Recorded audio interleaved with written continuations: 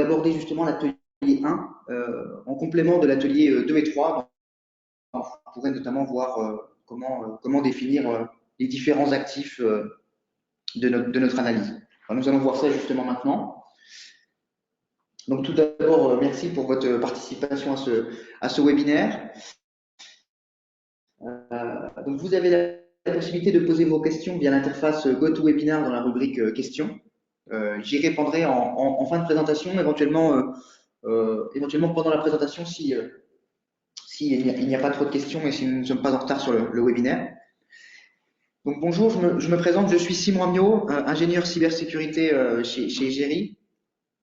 Donc c'est moi qui animerai ce webinaire donc sur l'atelier 1, 2 et 3 de la nouvelle méthode EBIOS Risk Manager et notamment de son implémentation au sein du logiciel Risk Manager. Donc Egeri, donc évidemment Egeri, la société qui développe ce logiciel, Egeri est une société, un éditeur logiciel spécialisé dans le pilotage des risques cyber et notamment la gestion également des données personnelles et de la protection des données personnelles. Nous équipons aujourd'hui plus de 100 clients, même 150, dont des très très grands comptes comme le groupe Orange, le groupe Airbus ou le ministère des Armées, pour ne citer que ces références, qui utilisent aujourd'hui notre logiciel pour mettre en œuvre la méthode EBIOS. Donc la méthode EBIOS 2010 pour l'ancienne méthode et évidemment lorsque la méthode EBIOS Risk Manager sera bien ancrée, évidemment, mettrons en œuvre la méthode EBIOS Risk Manager avec notre logiciel. Donc cette méthode, concrètement, elle va s'articuler autour de 5 ateliers, donc notamment le même nombre d'ateliers que l'ancienne méthode. L'idée, c'est que dans cette méthode EBIOS Risk Manager, on aura une démarche itérative qui s'articule autour de ces 5 ateliers, donc avec deux cycles principaux qui sont le cycle opérationnel, qui va notamment pendant lequel on va dérouler les ateliers 3, 4 et 5, et puis un cycle beaucoup plus long qui est le cycle stratégique, dans lequel notamment on fera les ateliers 1, 2. Donc évidemment, l'idée c'est de faire les ateliers 1, 2, puis ensuite 3, 4, 5 de manière itérative. Donc le rapport entre le cycle stratégique et le cycle opérationnel de 2, 3, c'est-à-dire qu'on va effectuer 3 fois le cycle opérationnel pendant un cycle stratégique. Et donc, on va pouvoir justement faire l'atelier 3, 4 et 5 3 fois, pendant qu'on fera l'atelier 1 et 2 une seule fois. Donc, l'idée de cette méthode des managers, c'est justement d'utiliser les différents ateliers pour répondre à des besoins de sécurité qui peuvent être différents. Notamment, ça peut être l'identification du socle de sécurité ou du niveau de conformité avec des référentiels, jusqu'à une homologation, une étude d'un produit de sécurité pendant laquelle on va effectuer effectivement les 5 ateliers. On va venir piocher dans les différents ateliers pour répondre à un besoin de sécurité particulier.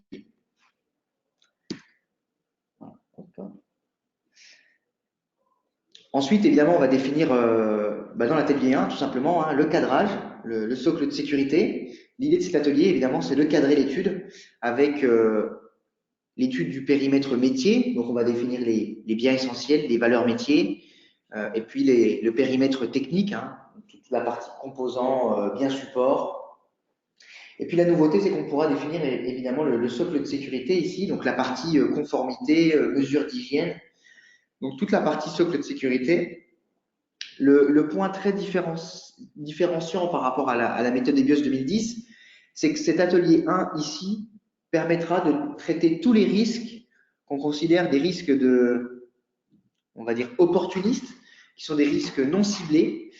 Donc l'idée de l'atelier 1, c'est qu'avec les mesures d'hygiène, les mesures du socle de sécurité, on va traiter tous les risques qui ne sont pas ciblés, les risques dits opportunistes, donc notamment les ransomware à grande échelle, voilà, tous les risques, on va dire, qui sont sur des systèmes, mais qui ne sont pas forcément ciblés, qui ne sont pas forcément une attaque, on va dire, due à notre activité, à nos données, etc. C'est vraiment une attaque opportuniste, qu'on appelle opportuniste.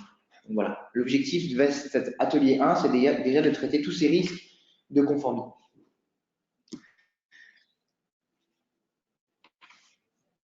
Voilà, ensuite il y a l'atelier 2. Donc l'atelier 2, l'objectif c'est d'identifier les potentielles sources de risque, c'est-à-dire qui peut nous attaquer, et ensuite identifier leur objectif visé, et donc pourquoi ces sources de risque veulent nous attaquer.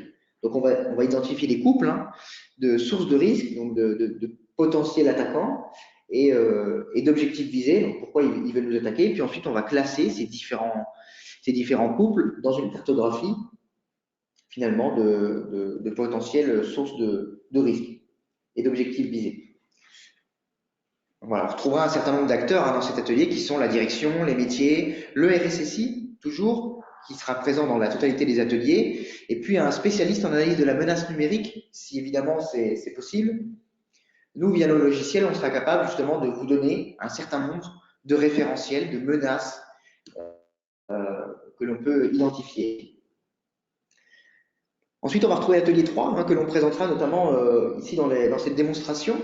L'atelier 3, concrètement, il va permettre de retrouver l'écosystème, l'entreprise étendue dans notre analyse, c'est-à-dire tous les acteurs externes et internes qui portent des valeurs métiers qu'on aura définies dans l'atelier 1. Donc concrètement, si on est une société qui fait de la vente en ligne, eh ben on pourra notamment, si par exemple on a un hébergeur externe, on pourra notamment intégrer notre hébergeur externe dans notre analyse, finalement les acteurs qui vont graviter dans notre analyse. Donc cette version EBIOS Risk Manager va intégrer une modélisation, ce qu'on appelle des parties prenantes, donc tous les différents acteurs qui interagissent avec le système. Donc ça va des infogérants jusqu'aux directions support, en passant par les fournisseurs, les partenaires. Donc tous les acteurs qui vont intervenir sur notre système d'information, qui vont soit travailler sur les données de notre système d'information, soit directement sur les services que nous proposons. Et donc l'objectif, c'est d'intégrer une réflexion sur la menace que peuvent représenter ces différentes parties prenantes, c'est le nom qu'on donne à ces acteurs, dans notre système d'information. Voilà.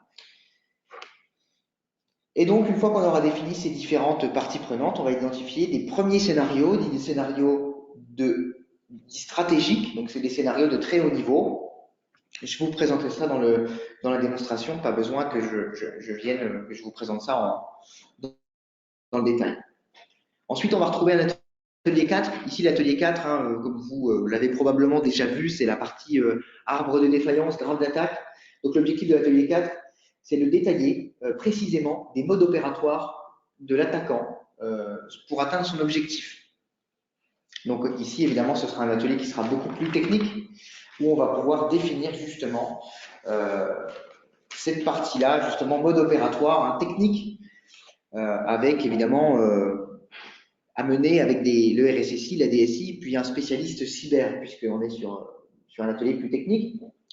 L'intérêt de cette méthode EBIOS Risk Manager, c'est qu'au cours de les trois derniers ateliers que j'ai présentés, donc le 2, le 3 et le 4, on va pouvoir définir des mesures de sécurité sur notre système d'information, sur nos parties prenantes. Donc voilà, on va pouvoir définir des mesures dans chaque atelier. Voilà. Et ensuite, on a le dernier atelier, l'atelier 5, qui finalement ne sera pas très différent de l'atelier 5 de la méthode EBIOS 2010, puisque c'est le traitement du risque. Donc l'objectif, c'est de définir une stratégie de traitement du risque, tout simplement. Donc voilà, il est bon d'ajouter qu'au fil de EBIOS Risk Manager, on peut avoir une extraction de mesures de sécurité au fil des différents ateliers. Et donc c'est un avantage qui est non négligeable par rapport à la méthode EBIOS 2010 qui est obligée à dérouler l'ensemble des ateliers pour arriver à des mesures de sécurité. Ici, on a vraiment justement l'intérêt, c'est qu'on va pouvoir définir des mesures au cours de chaque atelier. Voilà. Hop. Donc pour ce webinaire, je vous ai préparé le cas du guide, tout simplement, le cas du guide méthodologique d'une société de biotechnologie qui fabrique des vaccins. Voilà. Donc je me connecte ici à la plateforme Egeri.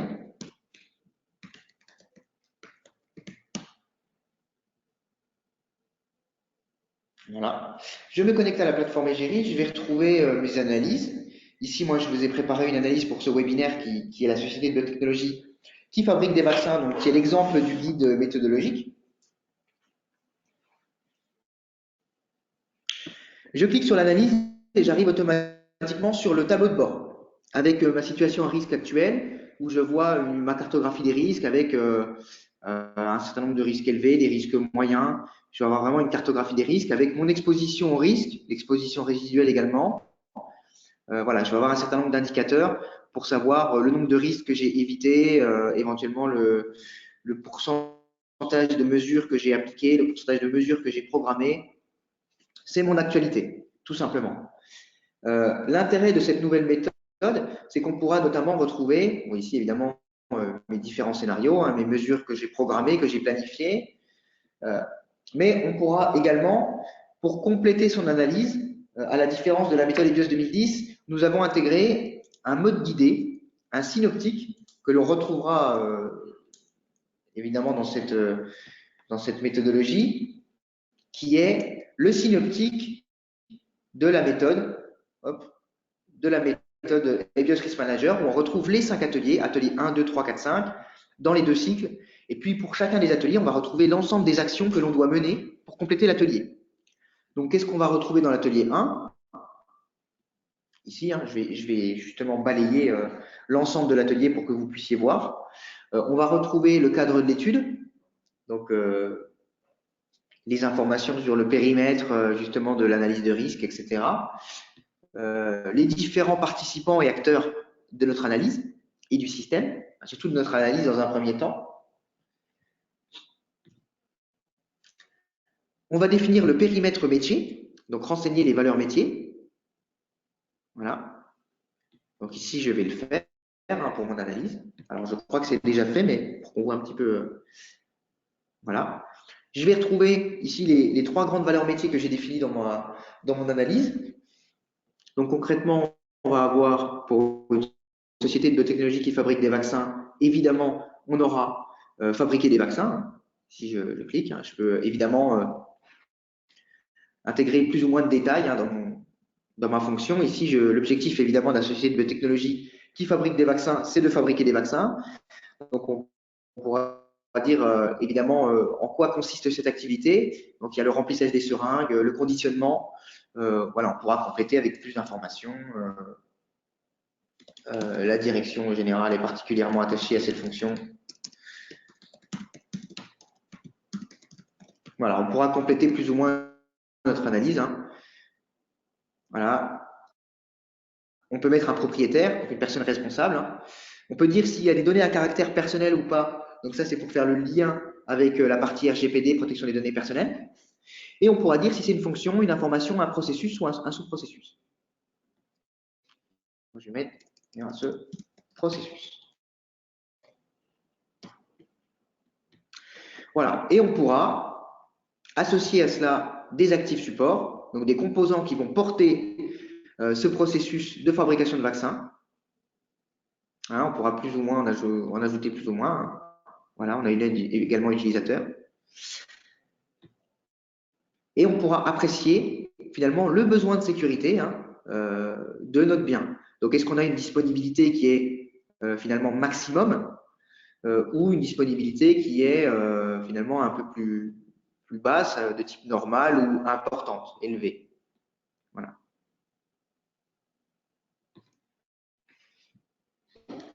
Donc, on va déclarer nos valeurs métiers.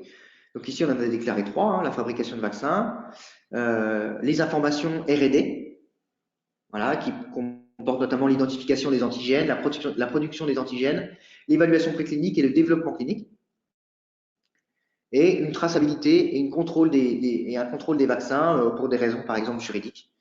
Voilà. Et on va avoir, pour chacune de ces valeurs métiers, une notion d'évaluation hein, des besoins de sécurité pour savoir justement si notre valeur métier elle est importante ou pas dans notre analyse. Et on aura évidemment lié à ça un certain nombre de composants informatiques ou humains, hein, voilà, ça peut être du personnel également, qui vont porter ces différentes valeurs métiers. Donc un peu de la même manière hein, que dans une analyse EBIOS 2010, on va déclarer notre système, notre périmètre. Voilà.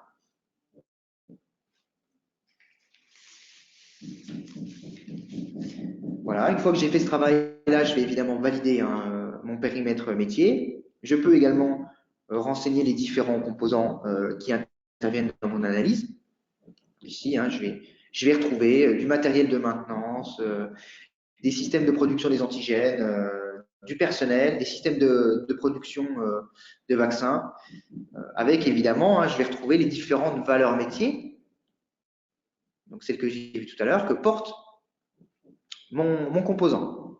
Voilà. Et lié à ça, je vais retrouver un certain nombre de vulnérabilités, euh, évidemment, auxquelles mon composant est exposé.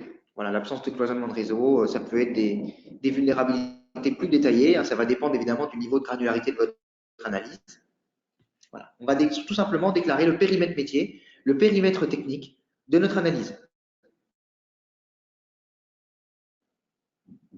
Hop. Voilà, on a également la partie évidemment socle de sécurité. Hein. Voilà. Donc pour l'atelier 1, on a complété l'atelier 1. On voit que évidemment l'atelier 1 est validé. On a validé toutes les étapes de l'atelier 1. On va donc pouvoir passer à l'atelier 2. Donc dans l'atelier 2, on va avoir 3 étapes. D'abord, la première étape, c'est identifier les potentielles sources de risque, donc les attaquants. Qui peut nous attaquer, qui veut nous attaquer et pourquoi, c'est leurs objectifs visés. Donc moi, j'ai déjà fait ce travail et je vais pouvoir ensuite définir des couples, donc associer les différentes sources de risque avec leurs objectifs visés et puis les évaluer pour ensuite sélectionner les couples les plus critiques. On va voir ça tout de suite.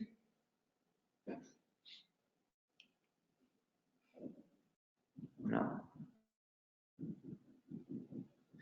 Donc, je vais retrouver ici une cartographie que je vais vous expliquer tout de suite avec différents couples.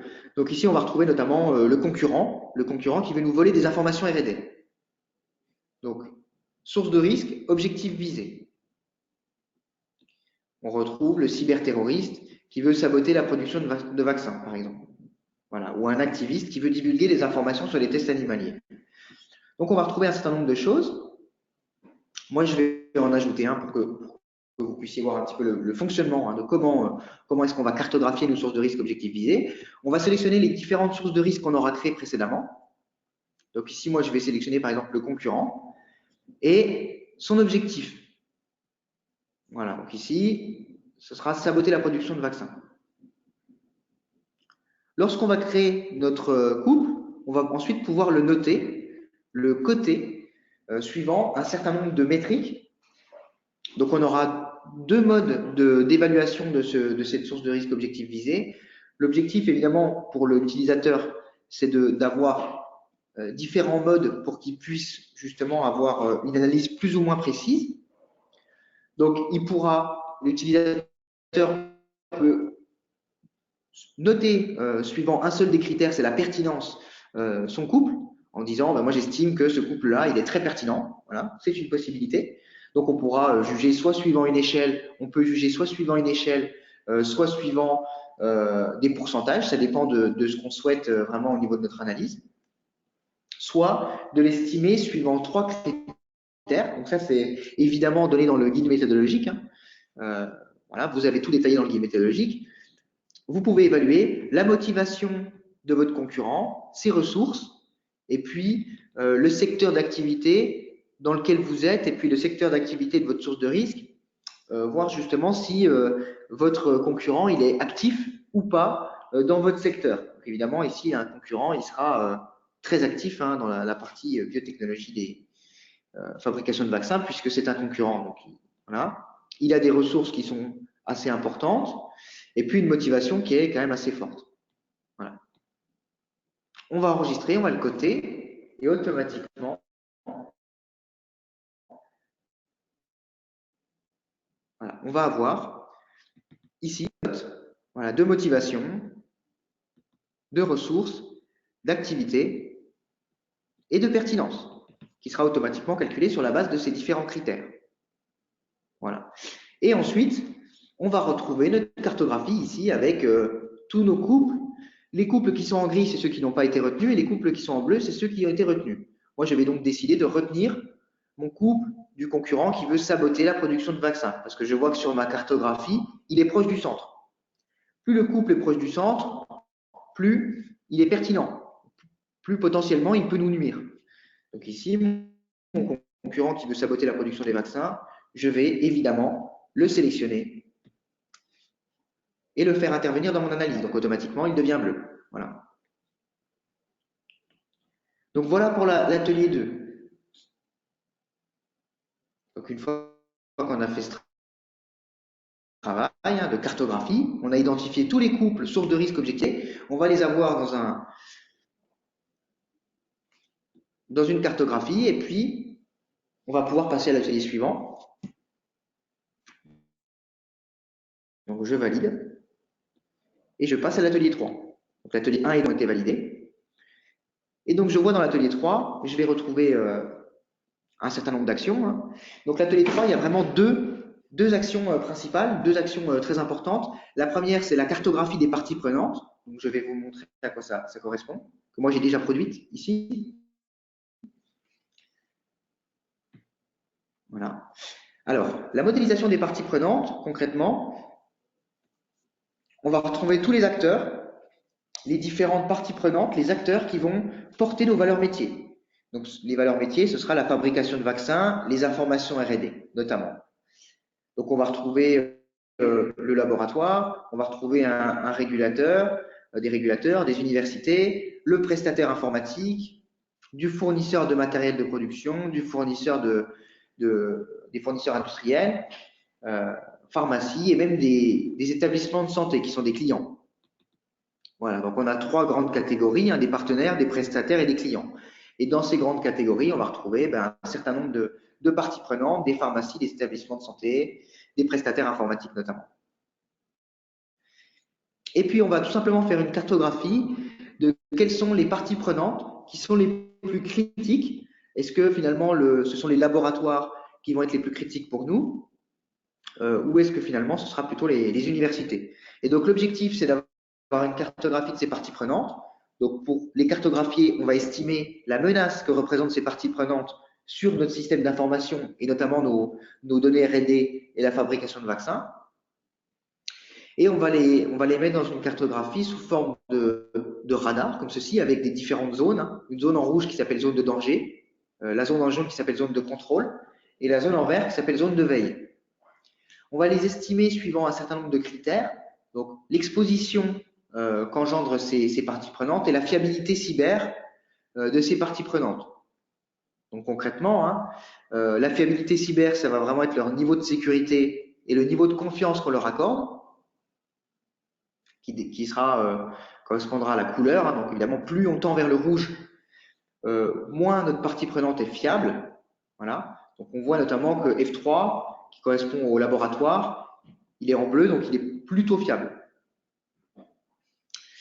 Et puis finalement, l'exposition, qui correspond finalement à la taille de la partie prenante. Hein. Donc ici, on voit quand même que le laboratoire, comme il porte notamment les données R&D, puisque c'est grâce au laboratoire qu'on va pouvoir produire des vaccins. Donc le laboratoire, il va avoir accès à des données R&D, et donc forcément, à cause de ce laboratoire, via ce laboratoire, on est exposé en termes de risque. Voilà, puisqu'on peut nous voler des données R&D. Donc voilà. Et évidemment, plus on se rapproche du centre, plus notre partie prenante est critique. La menace liée à cette partie prenante est élevée, tout simplement. Et donc l'objectif, évidemment, ça va être de sortir nos parties prenantes du cercle, hein, de cette manière-là. Donc on va les sortir pour avoir ensuite une cartographie ici de nos parties prenantes. On voit notamment que le laboratoire, il était dans la zone de danger. On l'a écarté de la zone de danger, notamment en mettant des mesures en place. Voilà, ça peut être des mesures de type augmenter le niveau de sécurité de cette partie prenante, en chiffrant les données qu'on lui transmet, en mettant des mesures de sécurité, ou alors tout simplement s'écarter de cette partie prenante en faisant finalement un petit peu moins de travail avec eux, tout simplement en diminuant l'exposition qu'on a via cette partie prenante. Voilà. Une fois qu'on a fait ce travail de cartographie, donc qui est ici, hein, la cartographie des menaces de l'écosystème, on va identifier des scénarios de haut niveau, des scénarios stratégiques. Donc l'idée des scénarios stratégiques, c'est très simple. Hein. C'est tout simplement, on le voit ici, de définir une source de risque, à partir de la source de risque et de l'objectif visé, de définir un premier scénario. Donc ici, notamment, je l'avais fait pour la partie ici. Un concurrent vole des informations R&D. Voilà. Où je vois, si je vais enlever cette partie-là, par exemple, où je vais retrouver ici mon concurrent, donc c'est ma source de risque, l'attaquant, concrètement. Son objectif, le vol des informations R&D, et par où il va pouvoir passer. Évidemment, on est sur un scénario de haut niveau, un scénario dit stratégique, donc on mettra uniquement les parties prenantes qu'on aura définies précédemment. Il pourra passer par le prestataire, notamment en créant un canal d'exfiltration, exfiltrer les données. Ou alors, il pourra passer par le laboratoire, de la même manière en créant un canal d'exfiltration, ou de manière directe sur notre système d'information. Donc, on va pouvoir créer ou adapter notre scénario, tout simplement. Voilà. Et on va créer, ici, il pourra également passer par les régulateurs.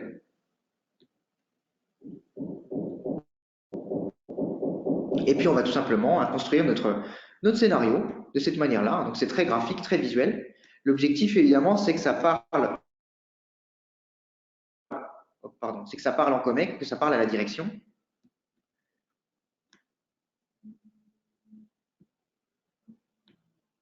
Donc voilà, on va définir des scénarios de haut niveau, de cette manière-là, et puis mettre à chaque fois les actions, enregistrer, voilà.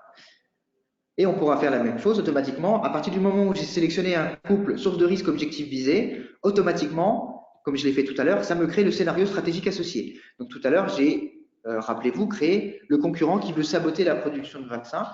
Donc automatiquement, je vais pouvoir créer ce scénario. Donc évidemment, un concurrent sabote la production de vaccins. Voilà, on pourra mettre une description, dire effectivement comment il le fait. Ou pourquoi. Voilà, puis ensuite on va le modéliser tout simplement. Donc on retrouve le concurrent, saboter la production de vaccins tout simplement, et puis on va mettre les différentes parties prenantes. Il peut passer par les clients éventuellement. Voilà.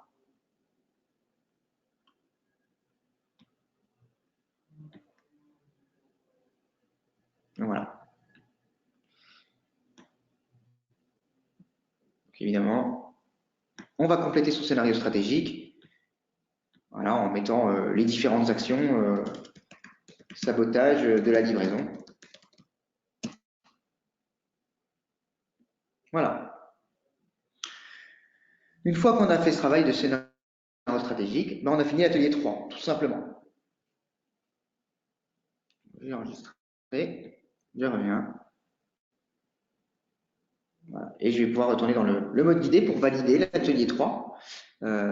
Et donc notamment la dernière étape qui est l'élaboration des scénarios stratégiques. Voilà. Donc là, j'ai fini l'analyse de risque parce qu'évidemment, j'avais déjà validé l'atelier 4 et 5. Mais je vais vraiment pouvoir retrouver justement ces différents ateliers avec les différentes actions. Donc au niveau du principe, on va vraiment retrouver ce mode de fonctionnement-là. Voilà, et on pourra déjà commencer à définir un certain nombre de mesures de l'écosystème. C'est quelque chose que j'avais déjà fait. Donc notamment en mettant en place des mesures sur nos laboratoires, par exemple diminuer la pénétration des laboratoires en leur transmettant moins de données, par exemple. Voilà, donc il va porter directement sur un actif de notre laboratoire, donc leurs serveurs de bureautique, par exemple, ou accroître la maturité cyber du prestataire informatique, par exemple. Voilà. C'est un certain nombre d'actions qu'on va mener sur nos parties prenantes. Donc voilà pour la présentation des ateliers 1, 2, 3 et 4. Donc voilà pour on va dire cet exercice pratique sur le logiciel Risk Manager. Donc simplement pour faire une petite conclusion sur cette méthode EBIOS Risk Manager avant de passer à la partie questions-réponses. Vraiment la nouveauté de la méthode EBIOS Risk Manager, donc que je reprenne les différentes présentations, elle vise à obtenir une synthèse entre conformité et scénario par le repositionnement de ces deux approches complémentaires là où elles apportent le plus de valeur ajoutée. Donc concrètement, on va avoir une approche par conformité qui se fera dans l'atelier 1, qui va notamment permettre de traiter tous les risques de conformité, c'est-à-dire les risques opportunistes, qui sont les risques, on va dire les grandes attaques qu'on a subies en 2017, 2018, 2019, les ransomware à grande échelle, qui sont des risques que l'on peut éviter par des mesures d'hygiène, des mesures dites de conformité. Donc, patcher finalement nos systèmes d'information, enfin voilà, tout simplement, hein, c'est des mesures d'hygiène. Et puis, on a une approche par scénario qui est l'atelier 2, 3, 4, qui consiste à créer des scénarios de plus en plus précis. Donc, moi, je vous ai montré aujourd'hui comment créer un scénario stratégique, donc déjà de haut niveau, qui correspond à ceci. Hein. Mais c'est déjà un premier scénario qui parle en COMEX, qui parle à la direction. Et l'avantage, c'est que justement, on a une plus grande implication de la direction, puisque ce sont des scénarios beaucoup plus visuels, beaucoup plus graphiques. Voilà, donc évidemment, l'atelier 2, 3, 4, ici, va se concentrer sur des scénarios, des menaces intentionnelles et ciblées, donc des scénarios beaucoup plus précis.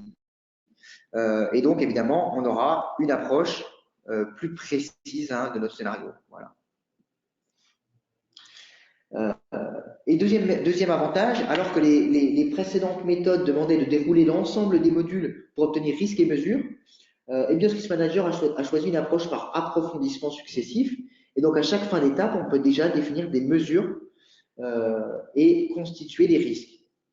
Donc, c'est ce qu'on a vu ici, on a l'atelier 3, on n'a pas forcément déroulé toute la méthode et on a déjà des risques. Des risques de haut niveau, mais c'est déjà des risques. Et donc, plus vous avancez dans la méthode, plus les risques sont détaillés, évidemment. L'arrêt est possible à chaque étape, ce qui permet justement de faciliter l'adaptation du niveau de granularité des résultats. Voilà. Donc pour vraiment les apports hein, de cette nouvelle méthode, on en a un certain nombre. Je précise que nous sommes en cours de labellisation justement sur ce que vous avez vu, le logiciel Egeri Risk Manager est en cours de labellisation par l'ANSSI. Effectivement, l'ANSSI a souhaité s'appuyer sur des outils et logiciels performants pour mettre en œuvre cette nouvelle méthode. Ça fait partie des 3 piliers fondateurs de cette nouvelle méthode. Donc le logiciel que vous avez vu aujourd'hui est en cours de labellisation. Voilà, je vous invite à visiter notre site web www.egeri-software.com si vous voulez avoir plus de détails sur la labellisation, sur notre logiciel, sur ce que nous faisons déjà, sur notre autre suite logicielle qui s'appelle Privacy Manager. Donc voilà, vous avez un certain nombre d'informations. Si vous avez des questions supplémentaires qui vous reviennent après le webinaire, je vous invite à regarder, à me contacter par mail ou à contacter le service commercial. Et donc, je vous propose de passer à la partie questions-réponses, si vous en avez. Voilà, je vais attendre une ou 2 minutes afin de collecter les différentes questions. Et puis, s'il n'y en a pas, je mettrai fin au webinaire.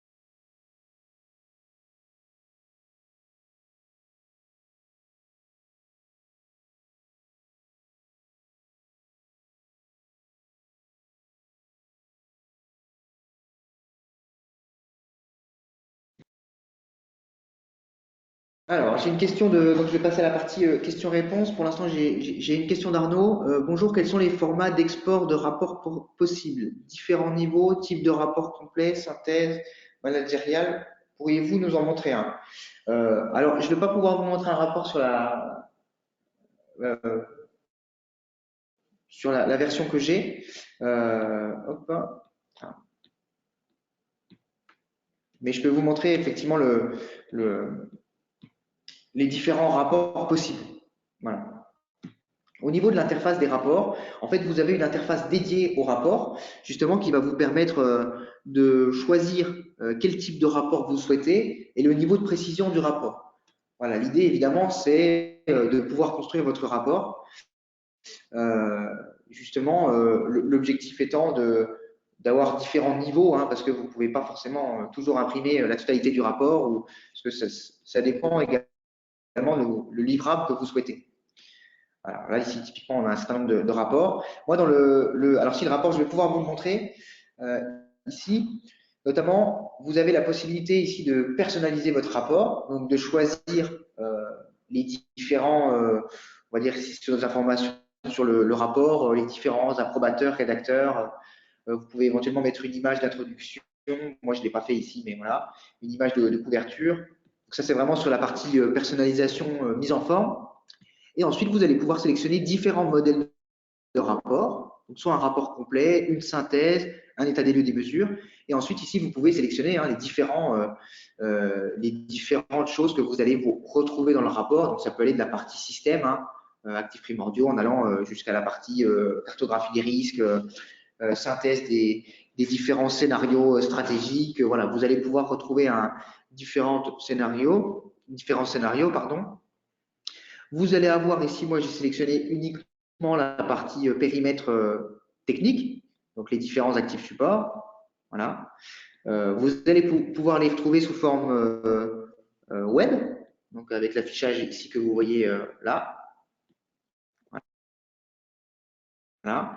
Et vous allez pouvoir également les sortir sous forme de rapport, soit en PDF, soit en format doc, pour pouvoir les remodifier derrière. Voilà.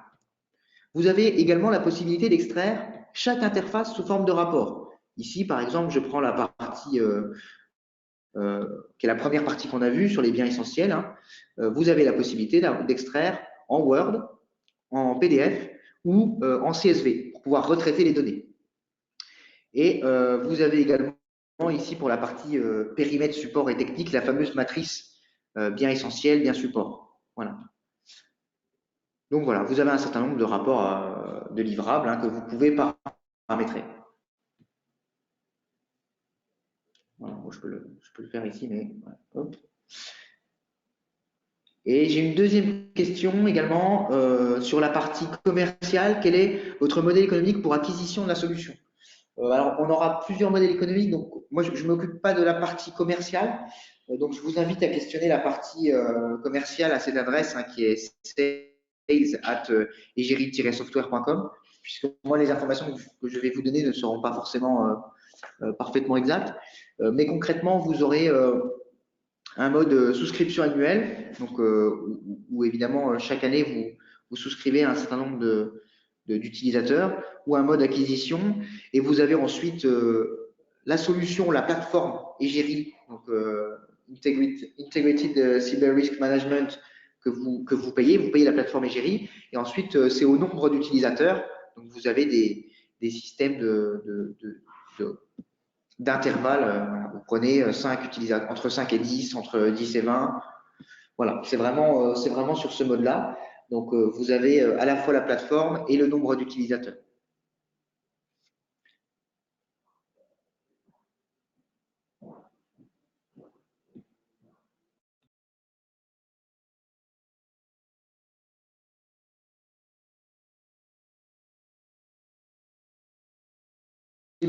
Plus d'autres questions? En tout cas, merci, notamment merci Arnaud pour ces questions qui ont permis peut-être à d'autres de cibler justement les différents points. Sur la partie livrable, je vous invite à revenir vers nous. Euh, je pourrais vous les montrer dans un prochain webinaire, si effectivement j'ai pas eu le temps de vous les montrer. En tout cas, je vous remercie tous les participants d'avoir pu justement assister à ce webinaire. Je vous remercie de votre intérêt. Nous avons des webinaires réguliers, donc il y en aura en mai, de souvenirs, il y en aura 2 en mai. Je crois la deuxième semaine de mai, si ma mémoire est bonne. Donc je vous invite à aller sur notre site web pour avoir les différentes dates des webinaires. Consultez aussi les autres webinaires sur nos autres solutions. Et puis, je vous souhaite une très bonne journée et bon appétit à tous. Voilà, merci à tous. Au revoir.